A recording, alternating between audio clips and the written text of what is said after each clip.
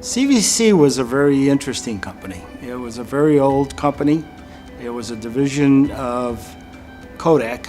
Christine Whitman was an employee there. And ultimately, the company was going to possibly be sold off and dissolved. And my understanding from speaking with her is she did not want to leave Rochester. So she put together an investment group, and the company was acquired. The company grew and evolved through a focused effort based on her vision that the technology could change the world of data storage. She's tireless, she's selfless, and she always has these big visions on how to improve things, and then she takes it on. She doesn't mind taking on risks. She has co-founded and led a number of startup tech companies, and she is a great role model for women looking to take on careers in technology or science. So Complimar is a compilation of two companies, Chilite Plastics and DeRidder Thurston. In 2014, Christine and CSW Partners purchased Complimar and really revolutionized the business in terms of its offering. She's leveraged the technology and the software of Complimar to become a true e-commerce software offering for people who are selling online.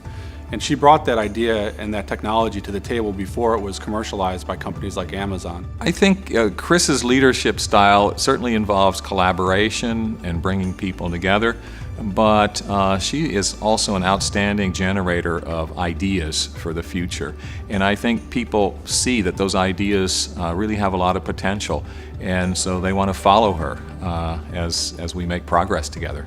I don't know anyone who's touched more companies in the region than Christine Whitman. From her involvement with all the boards that she's on in the universities, the incubators, the Finger Lakes Regional Economic Development Council, her leadership has really set and paved the way for companies across the region. Well, in general, Chris represents about the best that Rochester has to offer. So I said she's a serial entrepreneur, and she's basically helped me and other people at RIT set up the kind of support structures that are needed to encourage entrepreneurship there. We now have a business incubator, which is much more successful thanks to her help and leadership than it used to be. In fact, it's probably the most successful business incubator in the region. Christine is leading the community's efforts as co-chair of the Regional Council's Entrepreneurship Work Group. She is a founding member of the Rochester Angel Network, just amazingly large group of investors for a community of this size, and it's been a very, very effective tool in supporting early stage companies. She is on the board of High Tech Rochester. She has been the founding member of Greater Rochester Enterprise, which is the region's business attraction efforts. So in so many ways, Christine has been our leader in terms of entrepreneurship and technology commercialization. You know, Christine is very humble. She doesn't make a big deal about being a female or woman leader. She really doesn't differentiate. She walks into the room and she is just a leader.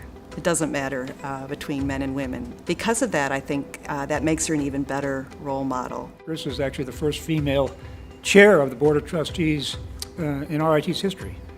I think that she's about as prominent a person in this community as you could be, and I think her contributions have been extraordinary.